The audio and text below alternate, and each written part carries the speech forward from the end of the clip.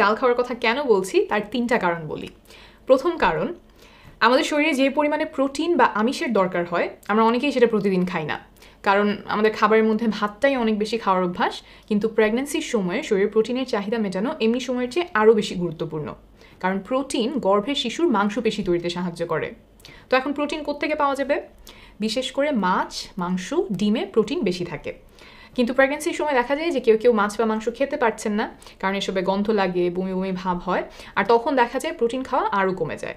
তো মাছ মাংস ছাড়াও ডাল হচ্ছে প্রোটিনের খুব ভালো একটা উৎস। তাই প্রেগন্যান্সির সময় আপনি নিয়মিত ডাল খেতে পারেন, এতে করে প্রয়োজনীয় প্রোটিনের চাহিদা মেটানো সহজ হবে। এখন আসি 2 নাম্বার কারণে। অনেকের দেখা যায় সারা জীবনে কোনোদিন কোষ্ঠকাঠিন্য হয় না, কিন্তু প্রেগন্যান্সির সময় খুব প্রকট কোষ্ঠকাঠিন্যে ভোগেন।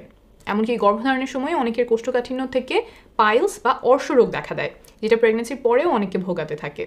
তাই এই প্রেগন্যান্সির সময়টাতে কোষ্ঠকাঠিন্যের ব্যাপারে সচেতন থাকাটা খুব গুরুত্বপূর্ণ, এবং এখানেই আসছে ডালের উপকারিতা। ডালে ভালো পরিমাণে ফাইবার থাকে, আর এই ফাইবার কোষ্ঠকাঠিন্য রোধ করতে সাহায্য করে। এখন চলে আসি গর্ভাবস্থায় ডাল খাওয়ার 3 নাম্বার কারণে। অনেক নারীর ক্ষেত্রে গর্ভকালীন সময়ে প্রথমবারের মতো ডায়াবেটিস দেখা দেয়। এই ডায়াবেটিস মা ও গর্ভের শিশু দুজনের নিরাপত্তাকেই ঝুঁকিতে ফেলে, তাই গর্ভকালীন সময়ে যাতে ডায়াবেটিস না হয় সেই দিকেও খেয়াল রাখা প্রয়োজন। আর ডাল এই ক্ষেত্রেও সাহায্য করে। ডালে থাকা ফাইবার রক্তে সুগারের পরিমাণটা স্টেবল রাখতে সাহায্য করে, স্থিতিশীল রাখতে সাহায্য করে, এবং ডায়াবেটিস হওয়ার সম্ভাবনা কমায়। আমি একটু সময় নিয়ে 3টা কারণ বুঝিয়ে বললাম, আশা করি আপনারা ডালের উপকারিতাটা বুঝতে পেরেছেন। এছাড়াও কিন্তু ডালে আরও অনেক উপকারিতা আছে, যেমন এতে আয়রন, ক্যালসিয়াম, ফোলেট ইত্যাদি পুষ্টি উপাদানও আছে। এখন আপনি প্রশ্ন করতে পারেন যে কোন ডাল খাবেন? মসুর ডাল, মুগ ডাল, মাসকলাই ডাল, ছোলার ডাল, অড়হর ডাল, মটর ডাল, যেইটা আপনার ভালো লাগে সেটাই খেতে পারেন।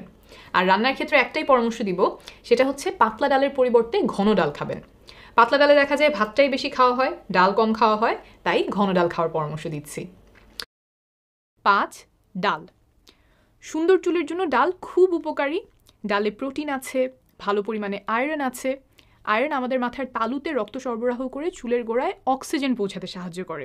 আমরা গবেষণা থেকে নিশ্চিত জানি যে আয়রনের অভাবে চুল পড়ে।